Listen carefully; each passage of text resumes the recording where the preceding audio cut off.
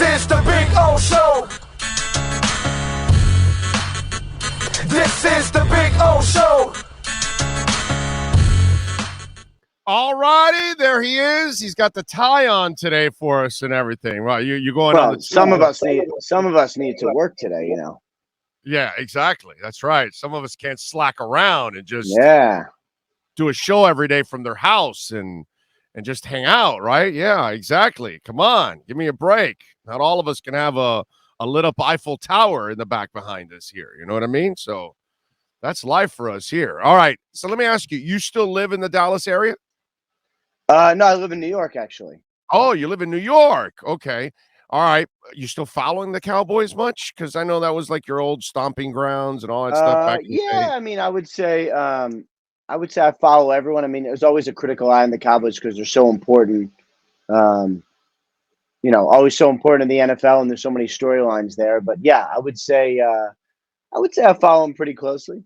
Okay, so give the Dolphin Nation around the world your assessment of Connor Williams and Cedric Wilson, two guys they picked up from the Cowboys. You know they needed offensive line help. Yeah.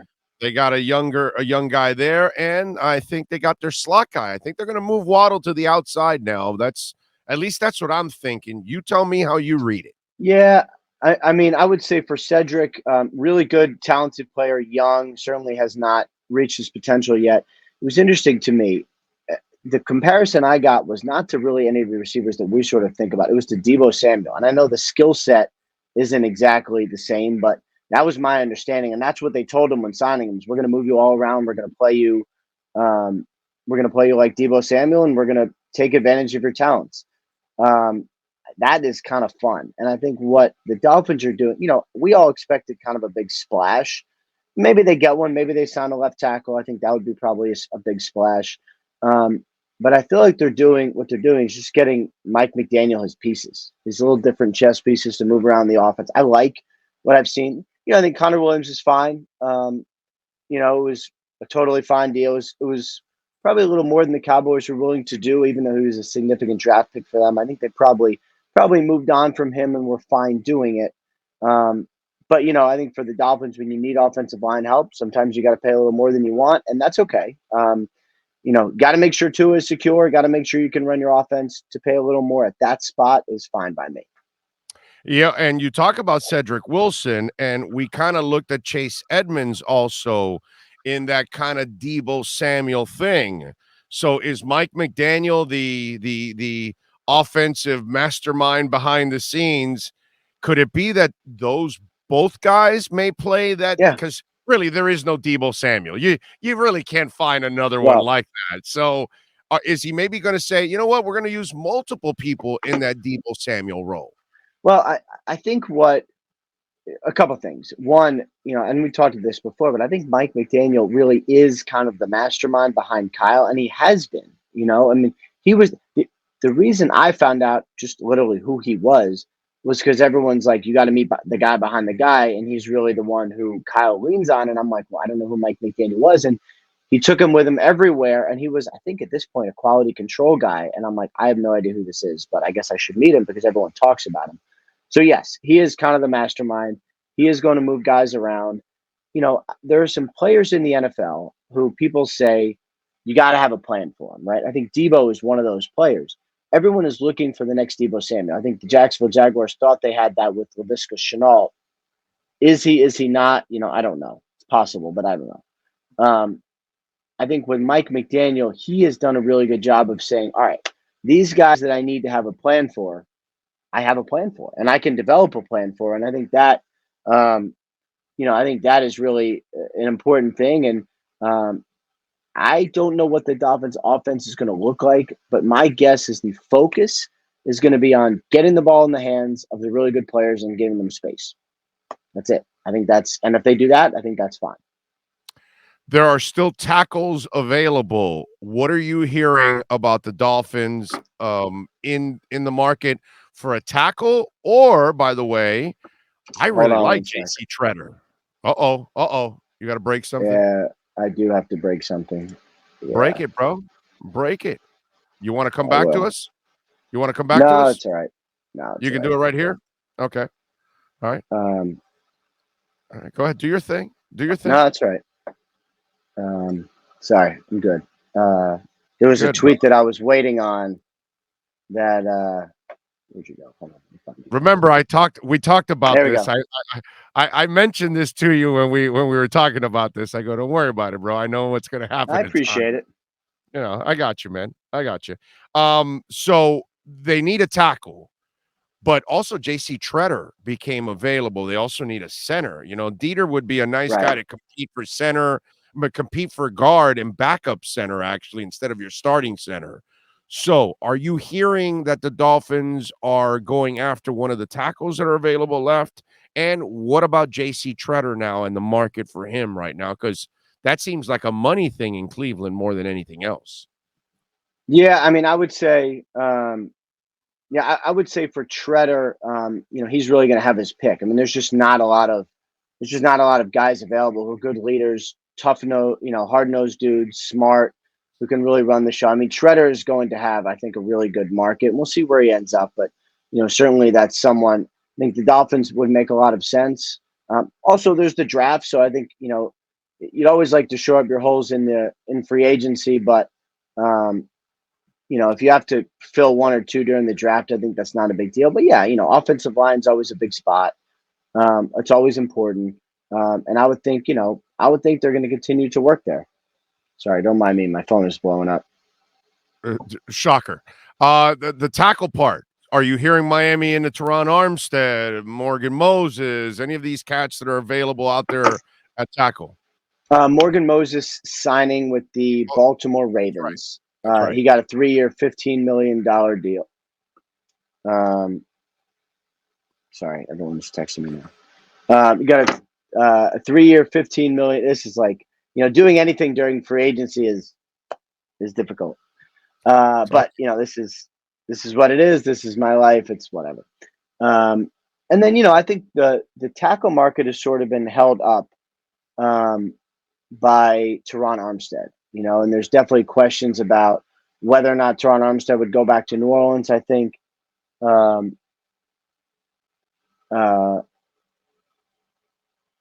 Sorry. I think there's questions about whether or not Teron Armstead would be back in New Orleans. And I think if Deshaun Watson goes there, Right. then I would say there's probably a good bet. So sometimes what happens is if the top guy doesn't go, everyone else in the market is waiting. Same thing. I'd say the same thing with the pass rushers. Von Miller and Chandler Jones haven't gone. There's a long list of pass rushers that are really just waiting to sign. All right. So what happens with Watson? What are you hearing with Watson? Because first there was talk there was only 2 teams that he was talking to, and then all of a sudden the Browns and others are getting involved. So what's Yep. going on with Deshaun Watson? Who are the lead dogs? Well, the lead dogs are, I would still say the New Orleans Saints are in a really good spot, but Deshaun Watson is going to meet with the Atlanta Falcons today. They have an offer in to Deshaun Watson. They have a meeting today. So I would say that is certainly a development, and they have Matt Ryan. They have not, they have not yet converted Matt Ryan's salary. They agreed to do it. It is not put into the system. And this is all like technical mumbo jumbo, but basically what it means is they can trade Matt Ryan if they want to. So that makes it interesting. And for Deshaun Watson, I think that would be going home. That's close to home. It's certainly interesting. It's all the NFC South teams. So the Texans are going to get their pick, I would say. Ian, I know sometimes you know more than you can say at times. So let me just ask it this way. Should the Dolphin Nation be rooting for Deshaun Watson to go to Atlanta? Because if he goes to New Orleans, clearly Armstead's going to stay. But if he goes to Atlanta, is there a better chance that Miami, the Dolphins, could get Teron Armstead? And are they in the mix for Teron Armstead as he waits for Deshaun Watson? I don't know definitively that they're in the mix, but I would expect them to be in the mix. And yeah, I would say for Miami Dolphins, if you're hoping for a franchise left tackle, that would make some sense. Certainly would. So yeah, I mean, I think for the Dolphins, him going to New Orleans would make sense. For everyone else, I don't know. It's tough to see because you're getting a really good quarterback on a really good team. All those teams have good defenses. All those teams have good defensive coordinators. I would say, certainly that's something that everyone's going to be watching. But what you're rooting for, that's probably tough to know. Eric Fisher, another top left tackle out there, I would expect him to go probably after Teron Armstead does. All right, Ian Rapoprt joining us here on the Slomin's Look Around the NFL. Ian, obviously the decision for damn it, now I'm losing my train of thought here. The decision.